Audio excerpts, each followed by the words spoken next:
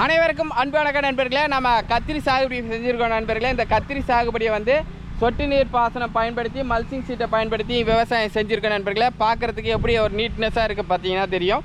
ரோவாக நட பண்ணியிருக்கோம். ஒரு ரோவுக்கும் இன்னொரு ரோவுக்கும் இருக்கக்கூடிய இடைவெளியை நீங்கள் எடுத்துட்டிங்கன்னா 5 அடி ஒரு ரோவுக்கும் இன்னொரு ரோவுக்கும் இருக்கக்கூடிய இடைவெளி. அதே போல் ஒரு செடிக்கும் இன்னொரு செடிக்கும் இருக்கக்கூடிய இடைவெளி வந்து நம்ம 2 அடிக்கு ஒரு செடிகள் நட பண்ணியிருக்கோம். 5:2 விகிதத்தில் நம்ம செடிகள் நடவு பண்ணியிருக்கின்றது தான் ஒரு உண்மையாச நண்பர்களே. இப்போ நம்ம நடவு பண்ணியிருக்கிறது வந்து உஜாலா கத்திரிக்காய் நாட்டு ரகம் நடவு பண்ணியிருக்கோம். கூடவே ஒரு 10-15 செடிகள் வந்து வரி கத்திரிக்காய் நடவு பண்ணியிருக்கோம். இரண்டுக்குமான வித்தியாசம் என்னென்னாக்கா, இந்த செடிகளை நீங்கள் எடுத்துட்டிங்கன்னா இப்போ வந்து கொத்தாக இதெல்லாம் காய்க்கக்கூடியது உஜாலா ரகம். இந்த காய்களை பார்த்தீங்கன்னா தெரியும், 3-4 பூக்கள் எல்லா இடத்துலையும் இருக்கும். அதே போல் வந்து காய்களும் கொத்தாக காய்க்கும்.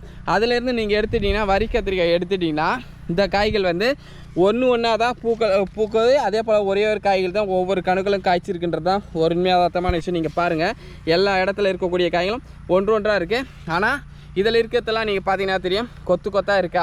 இதுக்கான வித்தியாசம் இது தான். அந்த காய்கள் உஜாலா காய்களை பொறுத்த வரைக்கும் நமக்கு சின்ன காய்களாக கிடைக்கும். இந்த காய்கள் அதில் வந்து 4 காய்கள் காய்ச்சாலும் ஒரே அளவு எடை தான் வரும். இதில் ஒரு காய்கள் காய்ச்சாலும் ஒரு எடை தான் வரும். இதில் 100 கிராமுக்கு ஒரு காய்கள் காய்ச்சதுன்னா அதில் 5 காய்கள் சேர்த்து தான் 100 கிராம் வரும்ன்றது தான் ஒரு உண்மையாதமான விஷயம் நண்பர்களே.